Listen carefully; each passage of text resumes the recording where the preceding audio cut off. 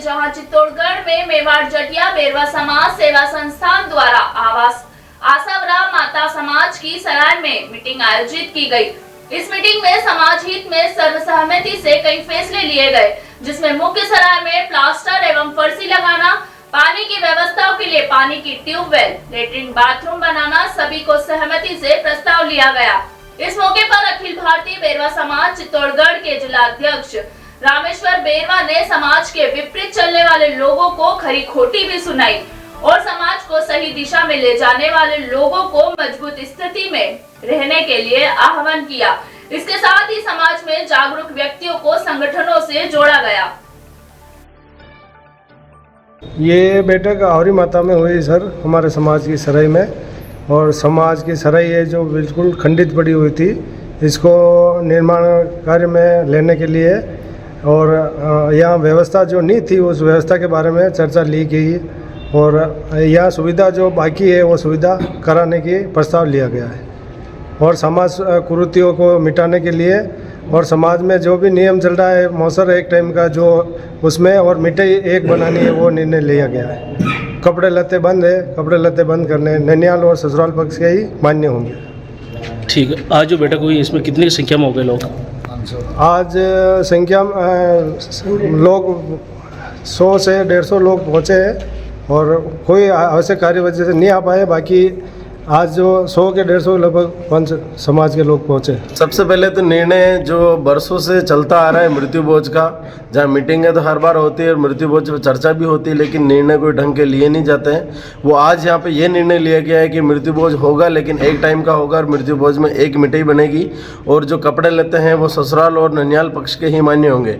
इसके अलावा समाज को सही दिशा में ले जाने के लिए क्या क्या कर सकते हैं उन चीज़ों पर हमने चर्चा करी कि जैसे समाज में बहुत सारे लोग हैं जो अपनी बेटियों को पढ़ाते नहीं हैं, बेटों को पढ़ाते हैं, बेटी को नहीं पढ़ाते, तो ये जो दूध बरात करते हैं वो भी दूर करी हमने। और जो बाबा साहब ने कहा है कि शिक्षा वो शेरनी का दूध है, जो पिएगा वो दहाड़ेगा, तो ये दहाड़ कायम करने के लिए आज हमने ये निर्णय लिया है कि समाज का हर एक बच्चा या बच्ची हो सब पढ़ने चाहिए। प्लस समाज में जो एक शादी का जो माहौल होता है कि गाँव में अधिकतर खैर सिटियों में सुधर चुके हैं लोग, लेकिन गाँव में अभी भी ये प्रथा चली आ रही है कि 8-10 साल की बच्ची जिसने दुनिया नहीं देखी है उसको शादी का मंडप दिखाया जाता है। तो ये निर्णय भी लिया है कि शादी जो सही एज है जो सरकार ने जो फिक्स करके एज उसी एज में लड़के और लड़की की शादी करानी चाहिए। 18 साल की लड़की हो उसके बाद ही लड़की की शादी कराए और लड़के की एज 21 वर्ष हो उसके बाद ही शादी कराए, क्योंकि बाल विवाह कराने से ही लड़के लड़की जो नाते विवाह करता है और नाते विवाह करने के बाद ही जो झगड़े तोड़ने की प्रथा चलती है।